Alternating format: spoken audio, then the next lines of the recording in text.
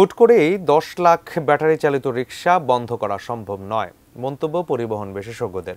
নিয়ন্ত্রক সংস্থার অধীনে শৃঙ্খলা ফিরিয়ে এনে ব্যাটারি চালিত রিকশা চালকদের বিকল্প কর্মসংস্থানে বিভিন্ন প্রকল্প বাস্তবায়নের পরামর্শ দেন তারা।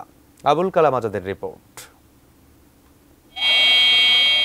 অলিগলি থেকে শুরু করে ঢাকা মহানগরীর প্রধান সড়কগুলো দাপিয়ে বেড়াচ্ছে ব্যাটারি চালিত রিকশা, যার সংখ্যা প্রায় ১০ লাখ।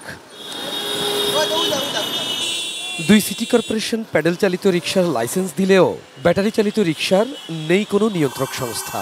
বছরের পর বছর অবৈধভাবে বেড়েই চলেছে এই যানবাহন, ফলে যানজট আরও বেড়ে যায়।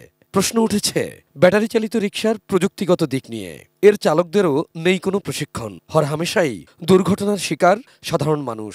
এই চাক্কার ব্যাস এগুলো মিলে রাস্তার সাথে তার যে লেগে থাকার যে একটা ক্যালকুলেশন, সেটা কিন্তু থাকছে না। এই একই চাক্কার ভিতরে যখন আপনি ব্যাটারি চালিত রিকশা দিয়া 20 কিলোমিটার 30 কিলোমিটার বেগে চালান, এই রিকশাগুলো একটু এদিক ওদিক কিন্তু উল্টায় পড়ে যাচ্ছে।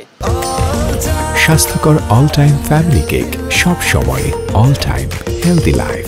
জীবনের ঝুঁকি নিয়ে ব্যাটারি চালিত রিকশা ব্যবহারে বাধ্য হচ্ছেন যাত্রীরা, কারণ রাজধানীতে গণপরিবহন সংকট এবং ফুটপাত বরাবরই দখলে। বিকল্প ব্যবস্থা একেবারেই সীমিত থাকার সুযোগটি বেছে নেন ব্যাটারি চালিত রিকশা চালকেরা। আমি একজন স্টুডেন্ট, আমি আজকে রিকশা চালিয়ে আমার পরিবারকে বহন করে থাকি। চালাবো, মেইন রোডে উঠবো না। এমন বাস্তবতায় বিভিন্ন গলিপথ বা ফিডার রোডে প্রয়োজন অনুসারে ব্যাটারি চালিত রিকশা চলাচলের সুযোগ দেওয়ার পরামর্শ পরিবহন বিশেষজ্ঞদের। এক্ষেত্রে গুলশান এলাকায় প্যাডেল চালিত রিকশা চলাচলের মডেল অনুসরণ করা যেতে পারে। এছাড়া 14 বা 16 আসনের বাস চালু করে সেখানে ব্যাটারি চালিত রিকশা চালকদের কর্মসংস্থানের তাগিদ দেন তারা। অ্যারাউন্ড 30 লাখ পিপল কিন্তু অলরেডি এর ভিতরে এঙ্গেজড হয়ে গেছে। আপনি এদেরকে ধাক্কা দিয়ে ফেলতে পারবেন না। কি করবেন? আপনি যদি শৃঙ্খলা আনতে চান, আপনাকে অবশ্যই তাদের জন্য একটা সুনির্দিষ্ট নীতিমালা আপনার তৈরি করতে হবে। মেজর করিডোরগুলোতে এখন বন্ধ করা উচিত। Abul Kalam Azad, ATN news, Dhaka.